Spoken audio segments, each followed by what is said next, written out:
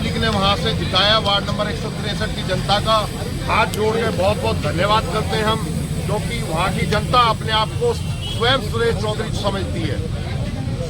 इसलिए वहां की जनता ने अपने आप को वोट दिया है, सुरेश चौधरी को वोट नहीं दिया, अपने आप को वोट दिया। वहाँ की जनता सारी सुरेश चौधरी है। सर सबसे बड़ी बात है ग्राउंड जीरो पे सीएम खुद मौजूद थी चुनाव जिताने के लिए बीजेपी को। और कहीं बात करें तो लगातार कहीं ना कहीं आपकी पहले से मौजूदगी रही वार्ड को लेके, लोगों का जो रुझान था काफी अच्छा था। क्या कहना चाहेंगे उसको लेकर?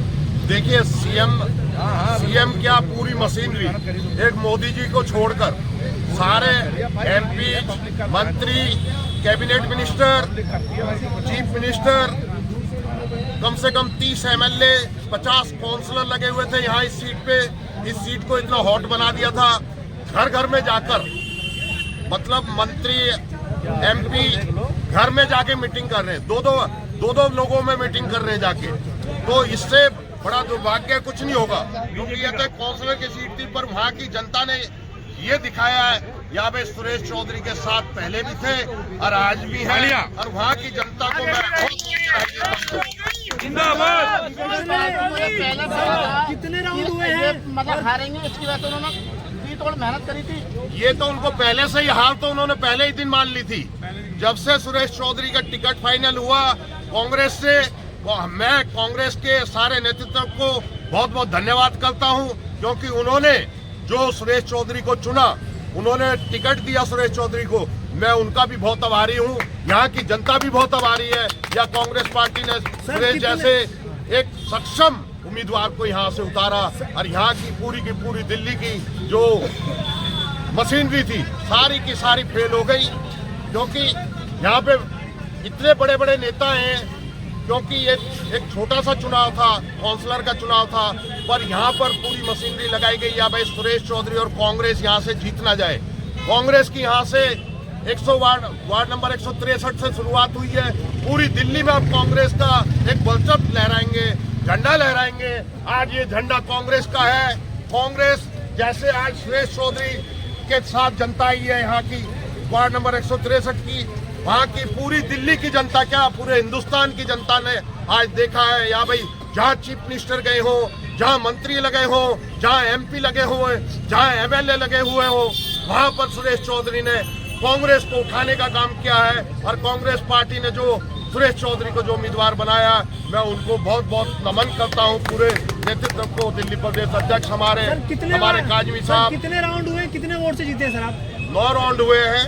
9 राउंड में हम 4005 वोटों से जीते हैं। सुरेश चौधरी अभी अंदर ही है, मैं उनका बड़ा भाई हूँ। बड़े भाई के नाते मैं आपको बोल रहा हूँ, क्योंकि सुरेश जैसा नेता यहाँ पर होना चाहिए दिल्ली के अंदर, क्योंकि यहाँ पर रिश्वतखोरी इतनी हो चुकी है। रिश्वतखोर नेता जीत के जाते हैं, जनता बाद में पछताती है। पर वार्ड नंबर 163 की जनता ने पहले भी परचम लहराया है 2017 में। 2022 में कुछ लोगों से गलतियां हो गई थी, कुछ बहकाए में आ गए थे लोग, पर उन लोगों को अब समझ में आ गई। वहाँ पे इतनी मशीनरी लगने के बाद भी फिर भी सुरेश चौधरी को वोट नहीं, अपने स्वयं अपने बच्चों के लिए वोट दिया, अपने विकास के लिए वोट दिया वहाँ की जनता ने। और वहाँ की जनता का मैं नमन करता हूँ, हाथ जोड़ के, सर झुका के। मैं सुरेश चौधरी को यही शुभकामना दूंगा, जैसे उन्होंने 2017 से लेकर 2022 तक का कार्यकाल पूरा किया, मैं कहता हूं उससे भी अच्छा कार्य करें। जो जनता ने पूरी दिल्ली में मैसेज गया सुरेश चौधरी का, या भाई एक ऐसा व्यक्ति सुरेश चौधरी चुन के गया था 2017 में निर्दलीय उम्मीदवार, आज तो उनके साथ कांग्रेस पार्टी खड़ी हुई है। और कांग्रेस पार्टी को हम यहाँ से डिस्ट्रिक्ट में पूरे में मजबूत करने का काम करेंगे, पूरी दिल्ली में मजबूत करने का काम करेंगे। भाई देवेंद्र के नेतृत्व को हम आगे बढ़ाएंगे, कांग्रेस पार्टी को हम आगे बढ़ाएंगे, ये हमारी शुभकामना है कांग्रेस पार्टी के लिए। यहाँ से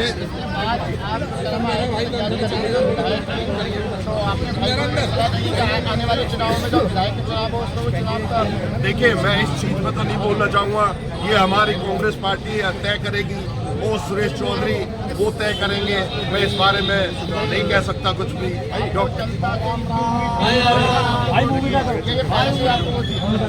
देखो, जनता से तो पहले दिन से ही उम्मीद थी, पहले दिन से ही उम्मीद थी जनता को। जनता ने जो फैसला तो पहले कर लिया था, चुनाव से पहले सुरेश चौधरी को चुन लिया था।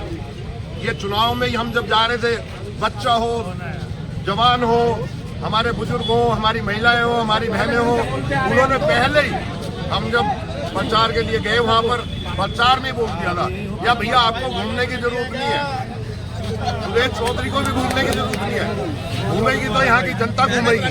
और वहाँ के माताएं बहनें घर घर जाके प्रचार किया उन्होंने, मैं उनका भी बहुत बहुत धन्यवाद करता हूँ, क्योंकि स्वयं सुरेश चौधरी बनकर वहाँ की जो हमारी महिला विंग ने इतना काम किया, क्योंकि परेशानी उनको हो रही थी, वहाँ से कूड़ा नहीं उठ रहा था, वहाँ की नालियाँ गंदी थी, वहाँ पे बदबू मारती थी, कीड़े पड़े हुए थे, लाइटें नहीं थी, अंधेरा रहता था।